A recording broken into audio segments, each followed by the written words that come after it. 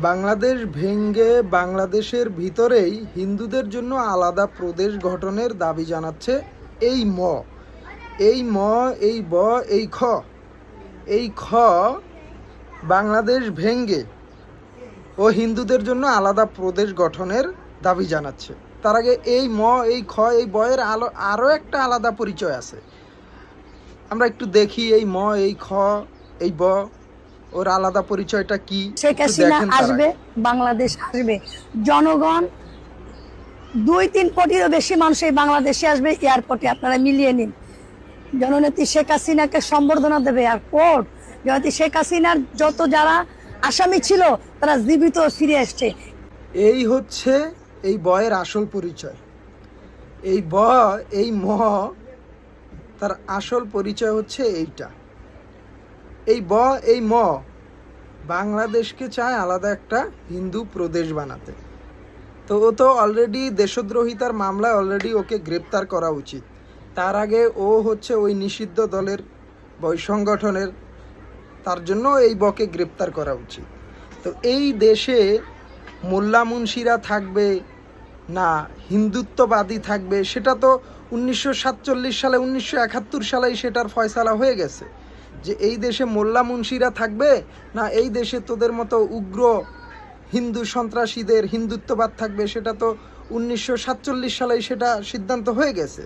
তো তোদের যদি এইখানে শান্তিপূর্ণভাবে থাকতে যদি তোদের সমস্যা হয় তাহলে ওপারে ভারতে চলে যা। ভারতে যেভাবে প্রতিনিয়ত মুসলমানদের ওপর নির্যাতন নিপীড়ন করা হয় এবং নির্বিচারে তাদেরকে হত্যা করা হয়, তার 1%ও যদি তোদের উপর কায়েম করা হয় তাহলে তো তোরা ভ্যানিশ হয়ে যাবি, তোদেরকে তো আর খুঁজে পাওয়া যাবে না।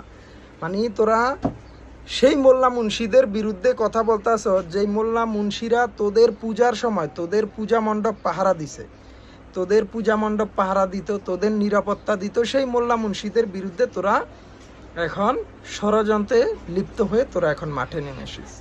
তো ভারতে যেভাবে বাবরি মসজিদ ভাঙ্গা হলো, যেভাবে তার ভারতের যে মসজিদ ধর্মীয় উপাসনা ধর্মীয় অনুভূতিতে যেভাবে প্রতিনিয়ত আঘাত আনা হয় মুসলমানদের, তাদেরকে যেভাবে নির্যাতন নিপীড়ন করা হয়, তার 1% তোদের উপর যদি প্রয়োগ করা হয় বাংলাদেশে, তোদেরকে তো আর খুঁজে পাওয়া যাবে না। তোরা আশ্বাস স্লোগান দেয় যে এই বাংলার জমিনে মোল্লা মুন্সিদের আস্তানা থাকবে না, ভেঙে দাও গুড়িয়ে দাও।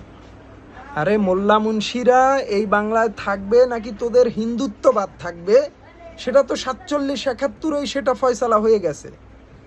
নতুন করে আর এটা ফয়সালা করার কিছু নেই। এখানে থাকতে হলে মুসলমানদের দাসত্ব মেনেই থাকতে হবে তোদের। তো মুসলমানরা তো তোদের দাস বানিয়ে রাখছে না, সমান অধিকারেই রাখতেছে।